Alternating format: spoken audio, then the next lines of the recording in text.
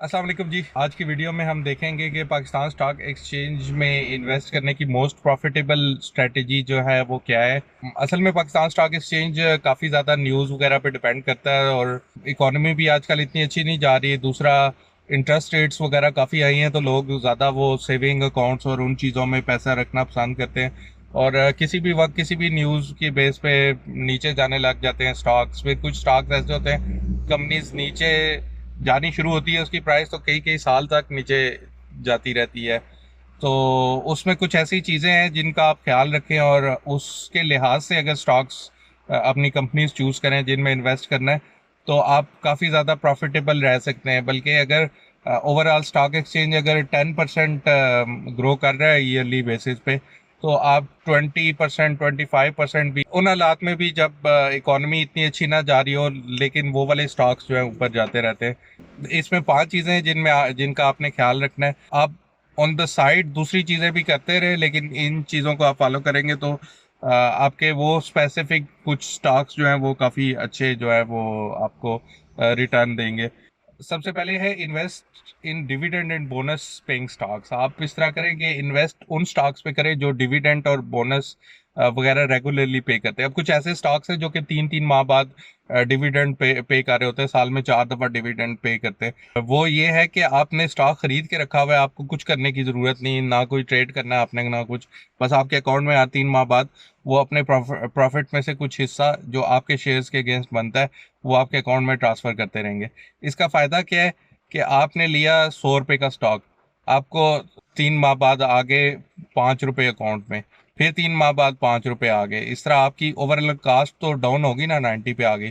फिर 3 माह बाद आ गए 5 रुपये, इसी तरह फिर 3 माह बाद आ गए। इसी तरह वो करते करते आपकी कास्ट डाउन होती जाएगी। अब खुदा ना खास्ता स्टॉक की प्राइस नीचे चली जाती है, 70 रुपये भी चली जाती है और वहाँ पे रुक जाती है काफ़ी अरसे के लिए।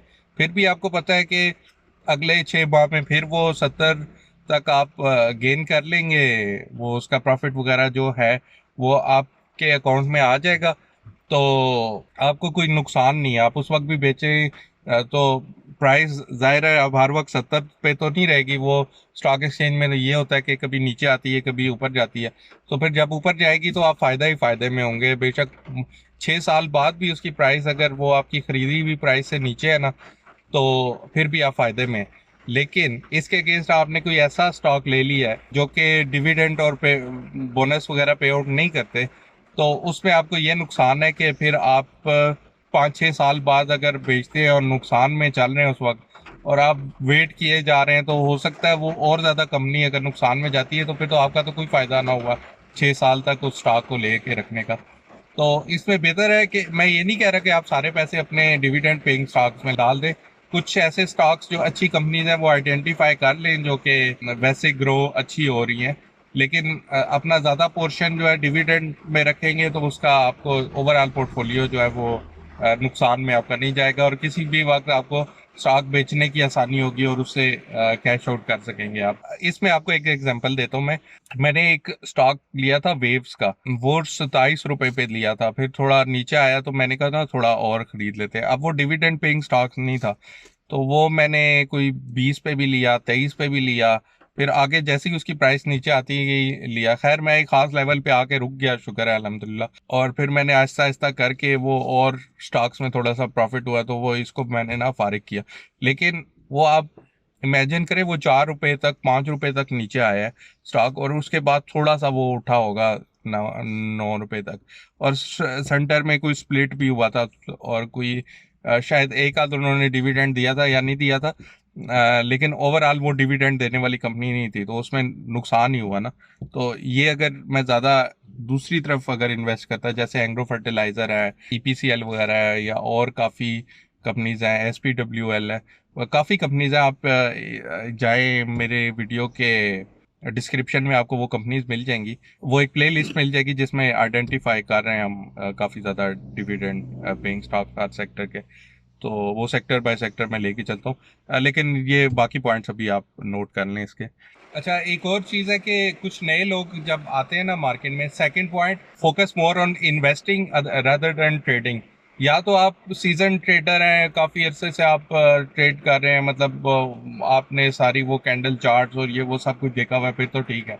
लेकिन अक्सर नए लोग जब आते हैं, जब मैंने भी मार्केट में एंटर किया था, तो हम लोग समझते हैं कि वो हम ट्रेड करके ना काफी पैसे बना लेंगे, एक दफा ट्रेड किया, लिया बेचा। तो उसमें ये होता है कि आपने 3 दफा अगर प्रॉफिट लिया तो चौथे दफा आप हो सकता है नुकसान में चले जाएं। इसमें मैं आपको एक एग्जांपल भी देता हूँ कि डीसीआर का स्टॉक था, वो मैंने लिया था। अब वो उसमें मैं थोड़ी बहुत ट्रेडिंग कर रहा जी, कर रहा, वो वैसे भी डिविडेंड पेइंग स्टॉक है, तो वो उसकी जो रोजाना की प्राइस ऊपर नीचे होना ना, वो काफी कम है, यानी कि वो काफी स्टेबल जगह पे रहता है। तो वो 2-3 दफा मैंने ट्रेड किया, उसको देख रहा हूँ, चार्ट्स को देख रहा हूँ, ये वो करके ना 2-3 दफा मैंने उससे प्रॉफिट ले लिया। चौथे दिन जब मैं सारा कुछ बेच चुका था, दोबारा मैंने कहा चलो फिर लोअर प्राइस का वेट करते हैं। वो प्राइस लो होने के बजाय पूरा 1 रुपया ऊपर चला गया। अब वो 1 रुपया डीसीआर के स्टॉक में काफी बड़ी अमाउंट है, वो दिन में 20 पैसे ही ऊपर नीचे होता है, और वो बड़े अरसे बाद 1 रुपया फिर वो चढ़ता है। तो मेरे तो जो 30 पैसे मैंने कई दिन वो करके वो किए थे, वो फिर अगर मैं रिलैक्स करता और रखता अपने पास, तो वो 1 रुपया वैसे ही मुझे फायदा हो जाना था। तो ये चीज भी है इसमें। आप बेशक आइडेंटिफाई कर ले लेवल्स, कोई ऐसा स्टॉक है जो कि जिसमें वॉलेटिलिटी काफी ज्यादा है, और आप उसको लॉन्ग टर्म में नहीं रखना चाह रहे, लेकिन लेवल्स आइडेंटिफाई करके करना चाह रहे हैं ट्रेडिंग, फिर तो ठीक है।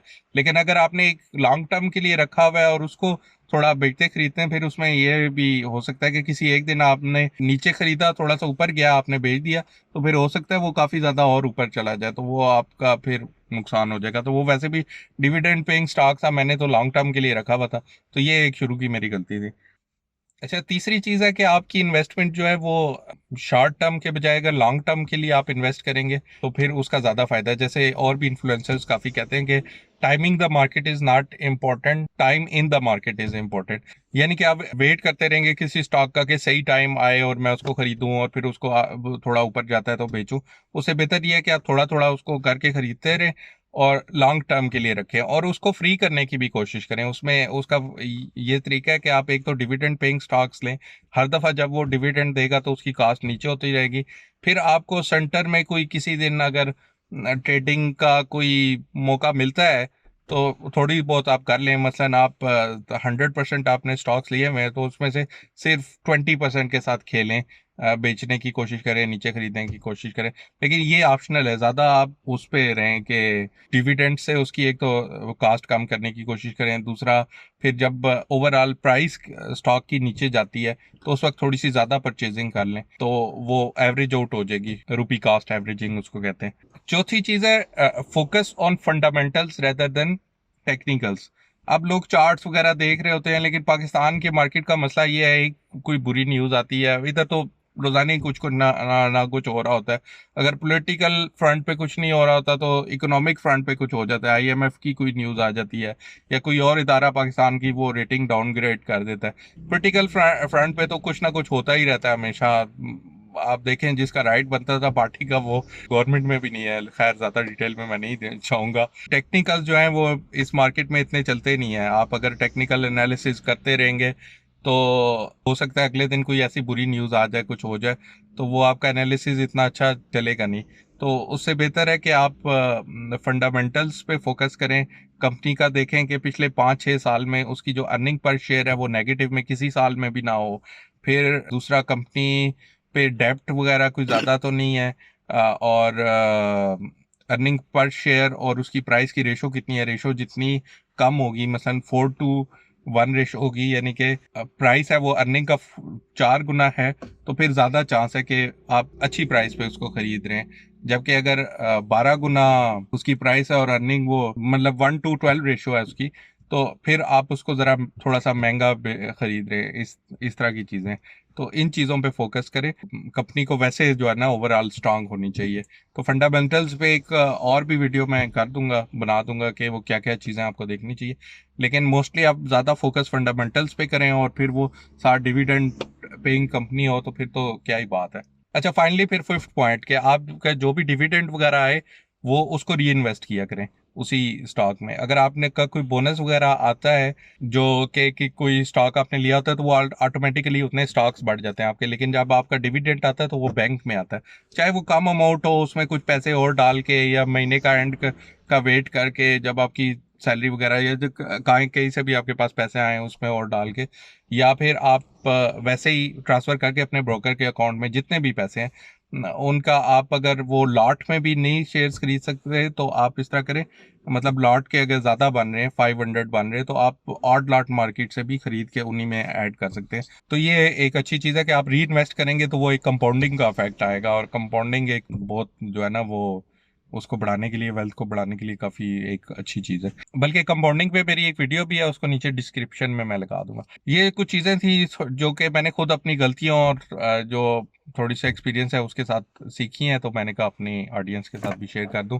Thanks for watching this video. ये वीडियो पसंद आई हो तो उसको लाइक करें, और लोगों के साथ शेयर करें, और अगर आपने चैनल नहीं सब्सक्राइब किया हुआ तो सब्सक्राइब कर लें। मैंने देखा था कि 80% ऑफ माय व्यूवर्स जो है वो बगैर सब्सक्राइब किए वीडियोस देख रहे हैं, तो आप सब्सक्राइब कर लें ताकि तो थोड़ा नंबर भी बड़ा नज़र आना शुरू होना, और लोगों के साथ भी शेयर करें वीडियोस, और सब्सक्राइब करेंगे आप तक वीडियोस और अगली पहुंचेगी भी। और इंशाल्लाह मेरी कोशिश होगी कि कोई फजूल टॉपिक पे इस तरह की वीडियोस ना बनाऊं व्यूज़ वगैरह के लिए, सिर्फ उन टॉपिक्स पे बनाऊं जिस पे आपका फ़ायदा हो और आपको वैल्यू मिले। Thanks for watching, see you in the next one.